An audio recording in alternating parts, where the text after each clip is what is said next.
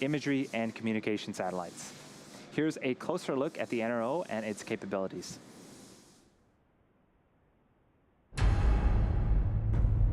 T-minus 3, 2, 1, 0. Ignition.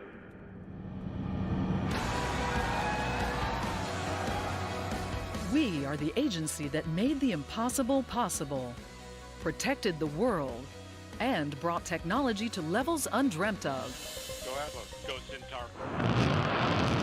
The race to space was a series of firsts, and we were there. We were the first to surveil our adversaries from the high ground of space, literally taking technology to new heights, watching our adversaries, guarding against the threat of nuclear war, and providing strategic advantage to our nation. We were the agency no one had heard of, because we worked in total secrecy. But we've stepped out of the shadows, and we are writing the next chapters of American space technology. We are the National Reconnaissance Office, the NRO, the world leader in our tradecraft, collecting top secret imagery and signals from space. Natural disasters threaten thousands of lives. Conflicts displace millions, and adversaries mount threats. We give advance warning, aid in the aftermath, protect our citizens, and safeguard RP1 load the is world. complete and is closing out. We are the only agency that develops these tools, partnering with the intelligence community, the military, and the best of private industry to drive innovation. We are the leader in space intelligence systems, the NRO. At the heart of it, our people. People who take satellites from idea to orbit, focusing talent and resources, developing, building, launching, operating sophisticated NRO systems that help us maintain global vigilance 24/7, 365. Small sats made possible by miniaturization, reducing costs and expanding possibilities. Large satellites with capabilities designed to answer our toughest national security questions. Pioneering achievements on the ground, where analysts bring it all together. How do we do it?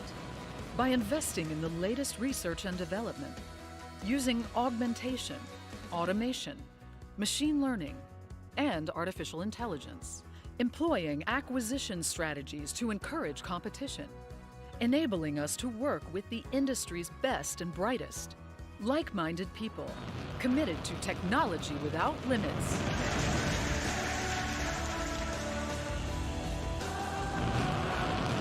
This is where careers rise to heights unimagined, where you can take your eyes and ears into space. We deliver, under budget and on schedule, meeting and exceeding expectations, to answer questions yet unasked. We develop new technologies every day and put them to use in record time in the high ground of space. No one can match us. The National Reconnaissance Office, the world leader in intelligence gathering. We are the NRO.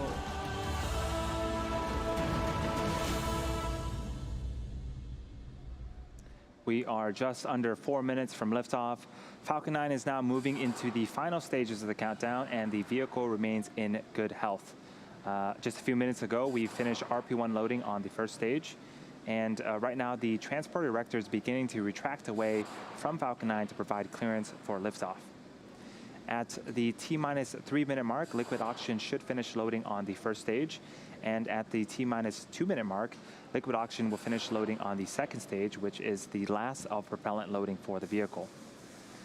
At T-minus 1 minute, Falcon 9 is in startup. This means that the rocket's autonomous internal flight computers are now controlling the launch countdown. The range continues to be green for launch. The weather is also continuing to look great. As a reminder, if we don't launch today, we do have a backup opportunity tomorrow at 9 a.m. Eastern.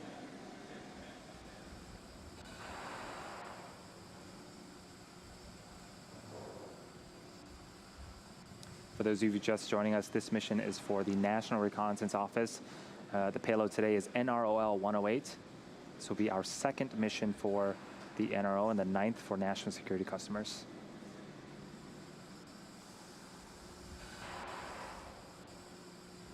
You can start to see some white clouds forming around Falcon 9. That is normal for us. That is condensed liquid oxygen. As that super chilled liquid oxygen reaches the warmer ambient air temperatures of Florida, it starts to condense, and that's what you see on screen right now.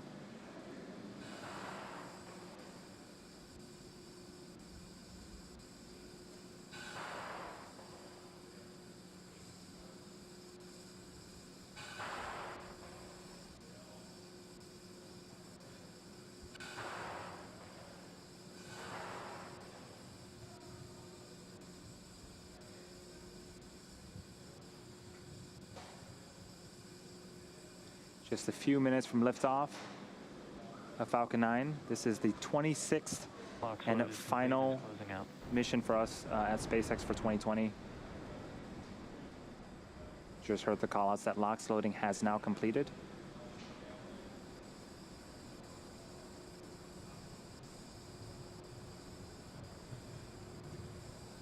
Gas launch closeout.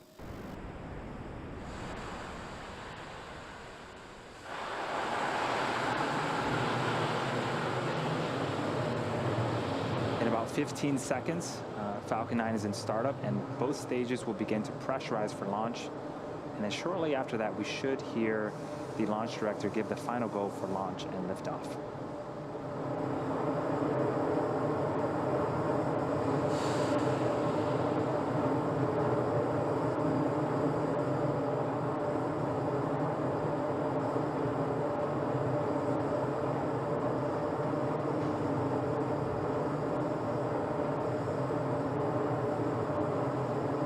Falcon 9, NROL-108, go for launch. And you heard it, we are good for launch. NROL-108, 30 seconds from liftoff. Let's tune in and see Falcon 9 T-minus 30 head seconds. to space.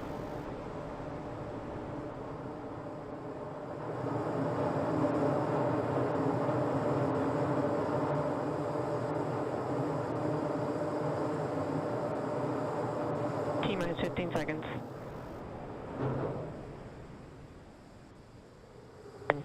9, 8, 7, 6, 5, 4, 3, 2, 1, 0.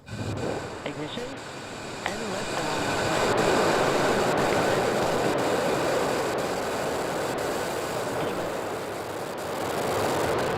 Vehicles pitching downrange. Stage 1 chamber pressures are nominal.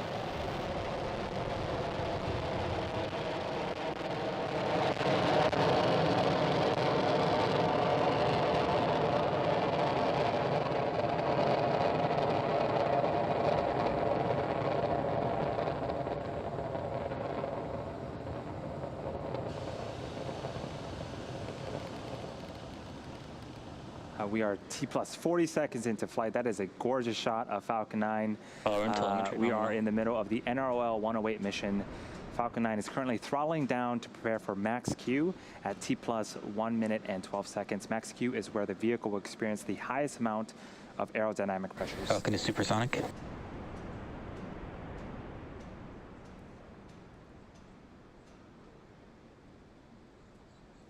Maximum aerodynamic pressure. And we've passed max Q.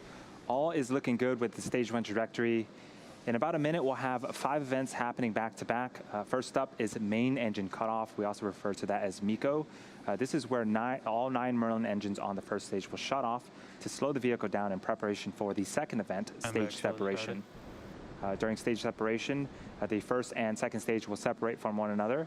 The third event is second engine start, or SES1. This is where the single Merlin vacuum engine on the second stage will ignite. The fourth event is boost back burn for the first stage. And the last of these 5 events is fairing deploy, where we will jettison the nose cone at the top of our second stage. A reminder, again, we won't be broadcasting the fairing deploy at the request of our customer, but we should get audio confirmation of it. We're about 15 seconds away from the first of those 5 events, main engine cutoff.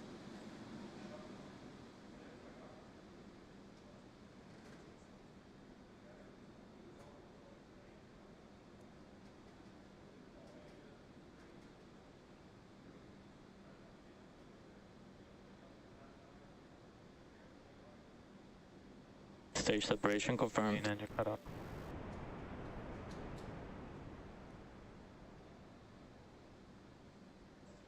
Second staging.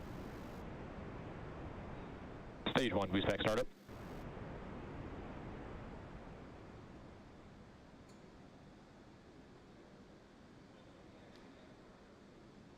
Fairing separation confirmed. And we just got the auto confirmation that fairing separation has been confirmed. On the right-hand side of the screen is a view of the first stage performing its boost back burn. That is a great shot. In a couple of seconds, we're expecting that boost back burn to be ending on the first stage. Stage 1, boost back shut down. And there it is. T plus 3 minutes and 20 seconds into flight. Everything's looking great so far. With the boost back burn done, our first stage will be attempting its land landing in just a few minutes. Acquisition of signal, Bermuda. Land landings have a number of advantages over water landings. First, they are not subject to ocean storms that might affect the drone ship. Secondly, landing on land significantly streamlines post-launch processing of the recovered first stage. We'll be able to refurbish boosters right here at our facilities at the Cape, rather than waiting for the drone ships to return to port. And these types of efforts support our future goal of a 24-hour turnaround from landing to reflight. So on screen, both of those views are of the first stage. The left-hand side is a view from the top of our first stage, looking downward, and the right-hand side is a tracking shot from the ground as our first stage makes its descent back towards Earth. Acquisition of signal, New Hampshire. Those periodic plumes of gas that you're seeing, that's nitrogen gas from our attitude control systems. Those help to orient the Falcon 9 first stage as it returns back to Earth. In order to land, the first stage has 2 more burns left. Next up is the entry burn, where 3 of the Merlin engines will reignite. This helps to slow the stage down as it re-enters the upper parts of the Earth's atmosphere. We're about 90 seconds away from that second burn.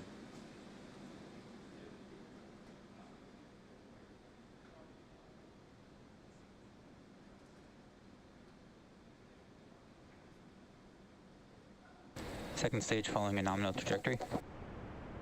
Second stage seems to be doing great. If you've been watching our previous webcasts, usually at this point we have a view of our first and second stages. Again, as a reminder, per our customer's request, we will not be showing any views of the second stage. So for now, we'll be watching the first stage make its returned and eventual landing attempt at landing zone 1 in Florida.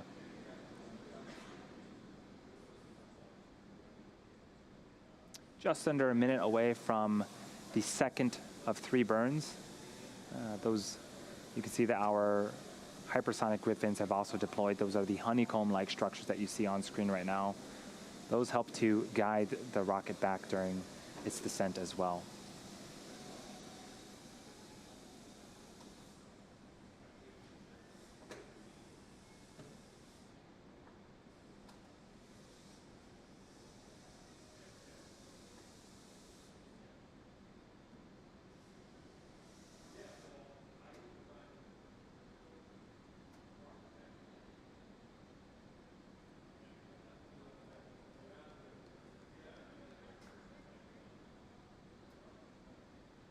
Just a few seconds away from the entry burn beginning.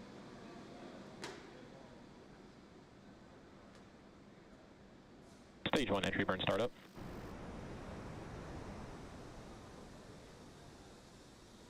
And you can see on screen 3 Merlin engines have relit and are currently slowing the stage down. This burn lasts for a total of 26 seconds.